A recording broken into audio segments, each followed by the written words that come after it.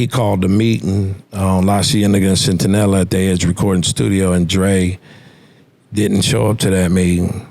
We rekindled our business relationship because actually the first people that were going to be on death row was not Snoop, was not Dog Pound, was Above the Law and Kokane.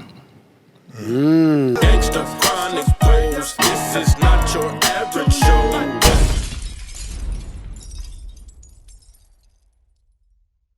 Like when that whole riff happened, where was you at with everything? Well, it was crazy because let me sum it up, and I got this down to a T. 1990, Above the Law came out. In the 1990, Warren G brung Snoop and Nate Dogg to the studio in La Cienega and Centinela in Inglewood. Prior to that, in '89, Warren G and myself used to stay with Hutch in Kokane, California, apartment 187 Cottonwood Ranch. So we were all with each other. Everybody, you know, Suge was our bodyguard back then.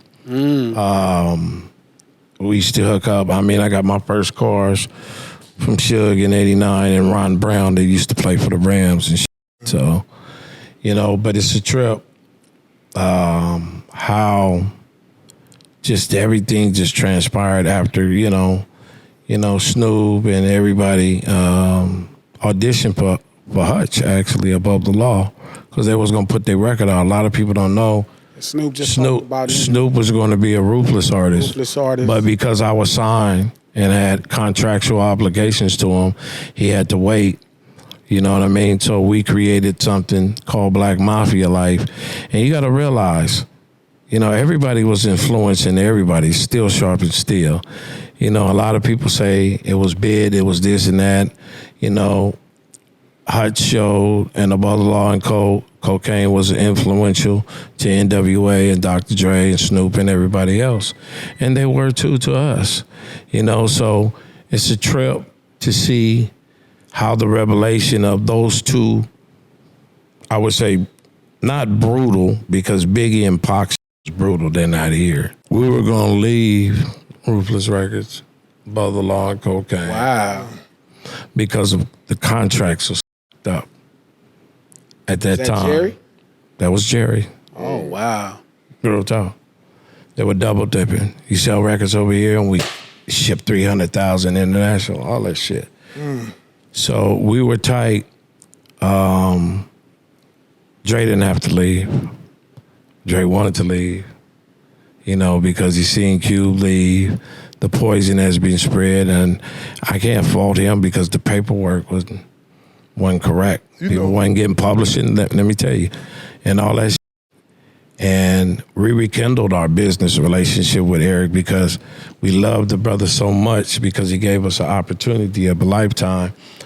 And he called a meeting on La Cienega and Centinela at the Eiht recording studio, and Dre didn't show up to that meeting. We rekindled our business relationship because actually the first people that were going to be on death row was not Snoop, was not Dog Pound, was Above the Law and Kokane. But we backed out of the deal. To stay with E. And to stay with E. And at the time, I had obligations with Ruthless. And at that time, months passed, Warren G took Snoop and Nate Dogg to a barbecue, whatever they was having. Playing the music. Dr. Dre called Hutch and said, I know you're working with Snoop, man. I want to put some shit on him.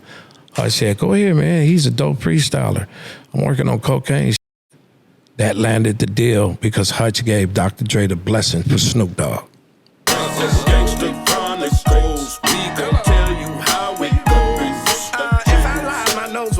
Pinocchio, we gon' tell you the truth and nothing but the truth. Gangsta chronic